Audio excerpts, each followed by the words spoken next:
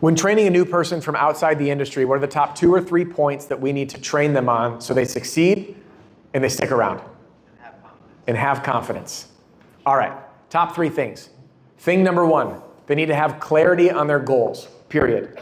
This business is not for someone who is not goal-oriented. If you just think that you're going to show up for work every day and put in an effort without chasing something, you will fail, or you'll be broke and then fail.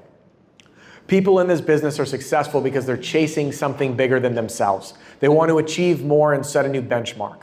So if the benchmark is not there, it doesn't exist. Napoleon Hill's book, Think and Grow Rich, a great read. Another one, obviously, on the mindset side.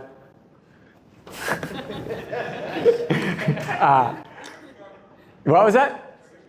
Can you get my copy? Maybe, we'll see. Say something smart later, we'll do it.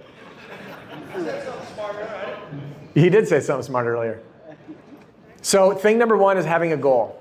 All right, in this business, again, think of the times, how many days have you had that you just wanted to quit, go home and drink instead of be at work? Let's be real, raise your hand. Has that happened to you? Have you ever had a day that you're like, hey, this really sucks? Yeah. So here's the truth, and then I'm gonna get to the other 2 pieces. Money is only so much, but it is the reason that the majority of people come into this business. People don't come into this business because they're excited to go knock on a stranger's door, and they're not getting into this business because they're passionate about roofs. They're getting into this business like I did and like most people do, which is the rug got ripped out from under me, I'm broke, and I need to make a change. Or I have nowhere else to go, I'm unemployable, the roofing industry will take me. That's how most people come into it.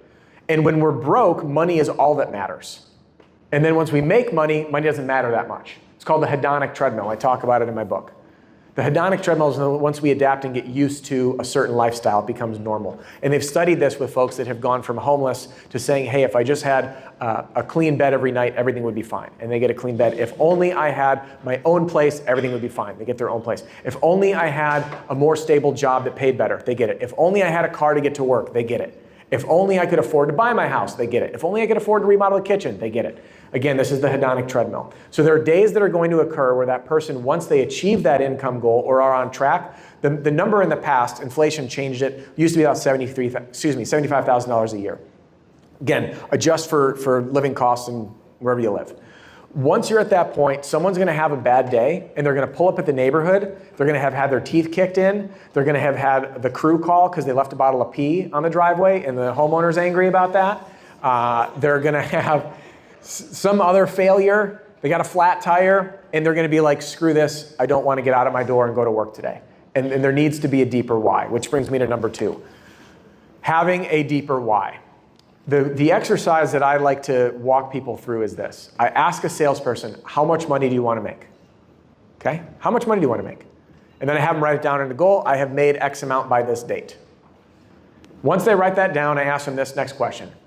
Why do you want to make that much? If they can't answer that question, they do not have a why. We go deeper, don't worry. I did this to a gentleman. He says to me, Adam, I want to earn $450,000 a year. That's my goal. And I was like, that's really specific. Like, I feel like if you were that close to $500,000, dude, just punch it to 500,000. You know, why are we stopping at 450? And I said, well, why do you want to make 450,000? And he goes, well, I've never made that much. So my next question was, well, what was the most you've ever made? And he said, 60,000. And I was like, that's a leap. It's a really big leap. But I'm a dreamer. I'm all for moonshots. Like, I'm not judging him. But then I asked him again, this next question. Why is that so important to you? And he stared at me like a deer in the headlights. Do you think he hit 450 that year? No, hell no, he didn't. So question number 1, how much money do you want to make? Why do you want to make that much? And then why is that so important to you? Another answer from someone else who also said 450, this was at a different event, this was a company I trained in Denver, said something like this. How much do you want to make? 450. Why? Why do you want to make 450? Because I didn't have the stability of a house and comfort as a kid growing up, and I want to provide that to my kids. I want to be able to purchase a home. I want to be able to save money to put my kids through college and pay off all my debt, and I want to be able to buy my parents a house. And why is that so important to you? Because I really want to give back. Soccer was the number 1 thing that kept me grounded in life, and I know that there are kids out there that can't play soccer, especially traveling, because they can't afford it. So I want to start a nonprofit soccer league that will allow kids to play traveling soccer regardless of their income. Who do you think is going to have an easier time on the Friday afternoon after they had a crap week actually going to work versus going to sit at the bar? Yeah, second guy. So that's thing number 2. Thing number 3, role play. The reason that I gave you this list of these 3 things, number 1 is the goal, number 2 is the why, number 3 is role play, is when we talk about training, I could say train on this, train on that, but everyone's going to pick things up differently. There's some people that will pick up pitching at the door really quick. There's some people that have no problem with objections. Others are going to freeze like a deer in the headlights. Some people cannot follow a process when it comes to presenting. Others are really detail-oriented and they just need it word by word. But the only way that they're going to excel in sales is through practice. And if they think that they can practice in the real world, what they realize is they're having better odds here at this casino because they're gambling with their livelihood. Every time they go out to a house and they just try to make it work, they're gambling with their livelihood. Because who in this room is the primary breadwinner of your household? Most hands go up. If your hand did not go up, you married very well. Nice work.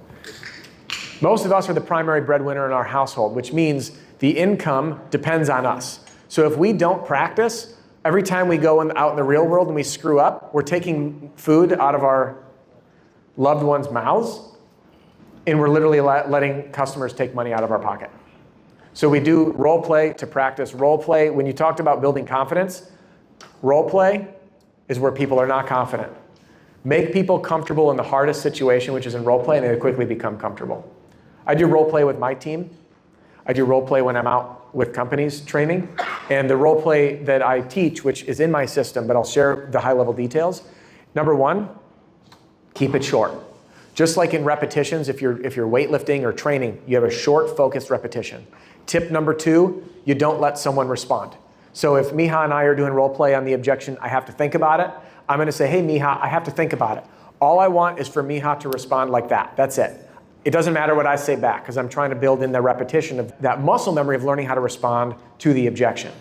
And then tip number 3 is we do an after action report. So I'll pause, be like, Miha, what did you do well? What could you do better next time? Team, what did he do well? What could he do better next time? Then I coach him through the same, and then we repeat. And when we practice those 3 things, having a goal, having a why, and doing practice, that's how we build confidence and a clear vision of what they need to accomplish.